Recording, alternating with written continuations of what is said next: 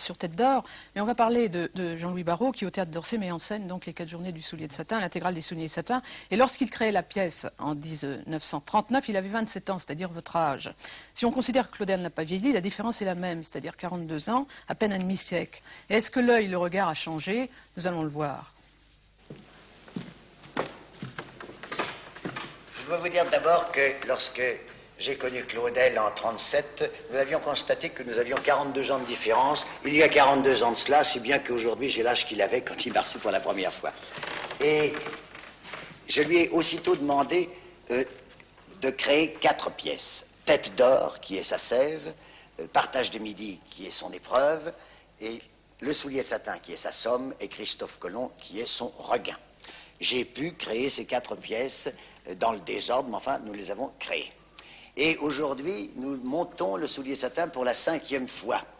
Parce que la première fois, c'était à la Comédie Française, puis ensuite c'était au Palais Royal, puis au Théâtre de France, puis au Théâtre Antique d'Orange, et puis enfin, il y a eu le soulevant des îles Baléares sous chapiteau de cirque, qui nous a permis de faire connaissance avec le hall de la gare d'Orsay.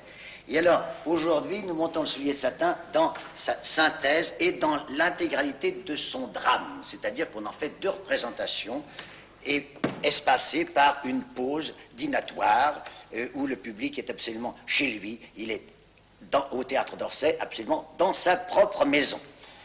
Le soulier de satin, c'est quelque chose de planétaire, c'est énorme. Ce n'est plus du tout de la poésie ou de la littérature, c'est de l'évidence, c'est de la chair, c'est de l'humanité. Il y a toujours 2 êtres sur Terre qui sont voués l'un à l'autre. Ces 2 êtres peuvent se rencontrer, c'est la grâce, ils peuvent ne pas se rencontrer, c'est triste, mais ils peuvent aussi se rencontrer et ne pas avoir la permission de s'aimer. C'est-à-dire, ils rencontrent l'interdiction, c'est le cas du soulier de satin.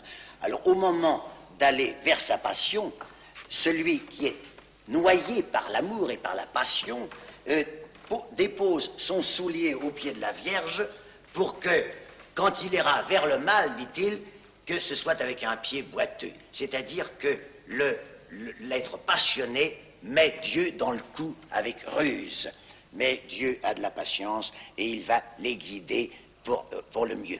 Ça, c'est la thèse de Claudel. Mais alors, dans cette œuvre qui est shakespearienne, il y a une profusion de choses comiques, de choses pleines d'humour. Ça se passe sur la mer, il y a des poissons. C'est l'influence du théâtre kabuki, parce que Claudel a écrit Le soulier de satin au Japon quand il était ambassadeur. Il y a des baleines, il y a des bateaux, voilà la dernière barque. Tout se passe sur la planète. Il y a une dimension extraordinaire, et je crois que les spectateurs sont extrêmement sensibles à cette dimension, qui est assez exceptionnelle de la part d'un auteur dramatique français.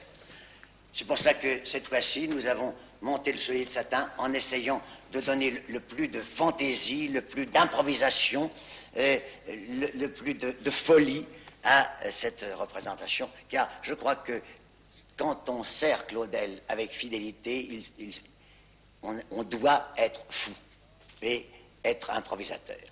C'est le désordre et le délice de l'imagination, dit-il.